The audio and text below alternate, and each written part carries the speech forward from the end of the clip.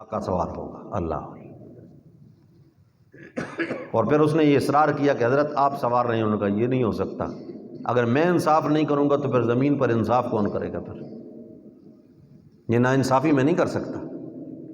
اور پھر یہ ایک لمبا واقعہ ہے کہ جس وقت بالکل مسلمانوں کی سونی قریب تھی اور پھر نو مسلم بھی کئی موجود تھے، وہاں پہنچنے لگے، درمیان میں ایک برساتی نالے سے گزرنا پڑا۔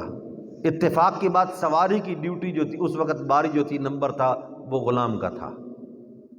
انہوں نے پیدل اس میں سے عبور کیا۔ جب پیدل عبور کیا تو وہ جو لباس تھا وہ بھی سارے کا سارا گرد آلود ہو گیا، مٹی کے اندر لتڑ گیا۔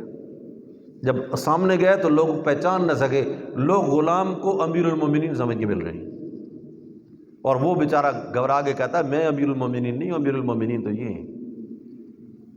اور پھر جب لباس صاف کیا گیا، پھر اس کے بعد پھر دمشق کی یروشلم کی طرف سے، بیت المقدس کی طرف سے پیغام آ گیا۔ انہوں نے کہا آپ جنگ کر رہے ہیں، عیسائیوں کے بڑے بڑے مذہبی سربراہ وہاں جمع تھے، کہ تم جنگ کرنے کے لیے یہاں آ رہے ہو اور ہم یہاں سارے اکٹھے ہیں، ہم کسی بھی صورت میں تمہیں یہاں پر بیت المقدس تک نہیں پہنچنے دیں گے، ہم اس کا ہر صورت کے اندر دفاع کریں گے۔ ہاں ایک بات یہ ہے، ہم نے سنا ہے کہ تمہارا امیر آیا ہوا ہے، اگر وہ ہمارے ساتھ ملاقات کرے تو ہم ہو سکتا ہے کہ بغیر لڑائی کی چابیاں حوالے کر دیں۔ حضرت عمر نے ارادہ کر لیا ملاقات کرنے کا، ٹھیک ہے جی ملاقات کرتے ہیں۔ اب ملاقات کے لیے جب جانے کا ارادہ کیا تو وہاں مسلمانوں میں جو نوجوان صحابہ اور صحابہ کی اولاد وہاں موجود تھی، انہوں نے کہا حضرت ہم اس طرح آپ کو نہیں جانے دیں گے، اس لباس میں آپ عیسائیوں سے جا کے ملیں گے؟ اللہ نے ہمیں فتوحات دی ہیں، ہمارے پاس بڑے بڑے سرداروں کے کپڑے پڑے ہیں، اچھے اچھے گھوڑے موجود ہیں، آپ اس کمزور نحیف اونٹنی پہ سوار ہو کر پیوند لگے کپڑوں کے اندر آپ کس طرح جائیں گے؟ ہم نہیں جانے دیں گے آپ کو۔ ضد کر گئے جس طرح چھوٹے ضد کرتے ہیں۔ جب انہوں نے حد سے زیادہ ضد کی، حضرت عمر نے ایک مرتبہ بات مان لی، چلو جی ٹھیک ہے لاؤ جی کپڑے۔ اب وہ کپڑے لائے اور بڑا خوبصورت قسم کے جبے تھے وہ انہوں نے پہنے، اور بڑا اعلیٰ قسم کا ایک گھوڑا تھا، لیکن جب گھوڑے کو پاؤں رکاب میں پاؤں رکھا اور اس کے اوپر بیٹھے تو یکدم اللہ اکبر کہا اور نیچے اتر آئے۔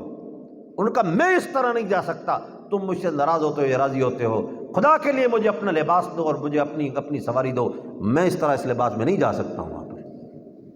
اب جب جلال آیا حضرت عمر کا اور روب تھا ان کا، سارے گھبرا گئے، انہوں نے اٹھا کے کپڑے حوالے کیے۔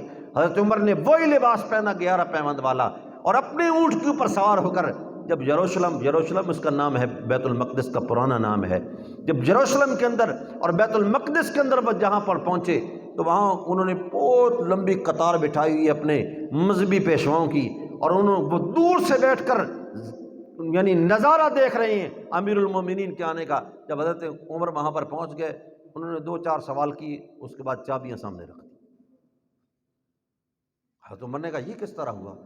انہوں نے کہا کہ ہماری کتابوں میں یہ لکھا ہے کہ مسلمانوں کا امیر 11 پیوند والا لباس پہن کے آئے گا،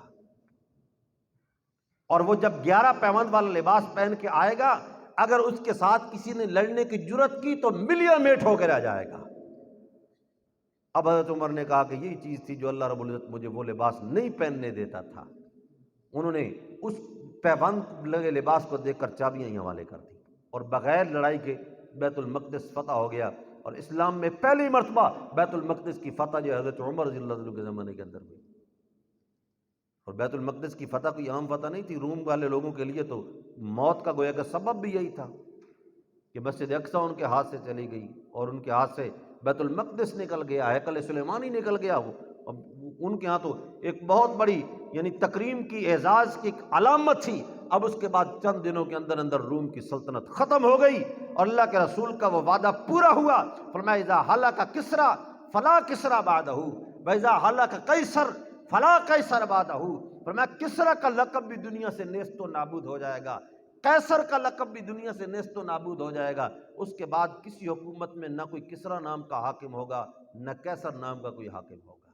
اب یہ وعدہ بھی کس کے زمانے میں پورا ہوا؟ بھی سیدنا عمر رضی اللہ عنہ کے زمانے، ان کے زمانے کے اندر اس وعدے کی تکمیل ہوئی۔ فرمایا ومن کفر بعد ذلک، یہ ہیں ہمارے انعامات۔ کسی نے اگر اس کے بعد اگر ہمارے انعامات کی ناشکری کی چاہیے تو یہ ہے کہ اس کا شکر ادا کیا جائے، اللہ رب العزت کے انعامات کی قدر کی جائے۔ جس نے اللہ کے انعامات کی ناقدری کی فاولئک هم الفاسقون، ایسے ہی لوگ پھر اللہ رب العزت کے نافرمان ٹھہریں گے، اور وہ اللہ رب العزت کی نعمتوں کی قدر دانی کرنے والے نہیں ہوں گے۔ اللہ رب العزت صحیح طور پر قرآن و سنت کو سمجھنے کی، عمل کرنے کی توفیق نصیب فرمائے۔ وما علینا الا البلاغ المبین۔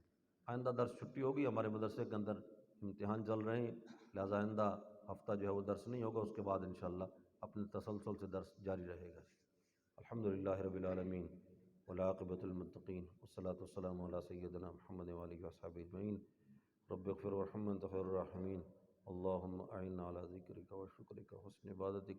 ربنا لا تزغ قلوبنا بعد إذ هديتنا وهب لنا من لدنك رحمة إنك أنت الوهاب۔ اللهم إنا نسألك العفو والعافية والمعافاة الدائمة إلى يوم القيامة۔ اللهم أحسن عاقبتنا في الأمور كلها وأجرنا من خزي الدنيا ومن عذاب الآخرة۔ ربنا ظلمنا أنفسنا وإن لم تغفر لنا وترحمنا لنكونن من الخاسرين۔ ربنا آتنا في الدنيا حسنة وفي الآخرة حسنة وقنا عذاب النار وادخلنا الجنة مع الأبرار یا عزیز و یا غفار یا رب العالمین۔ وصلی اللہ تعالی علی خیر خلقہ محمد و آلہ وصحبہ اجمعین، آمین برحمتک یا رحمن۔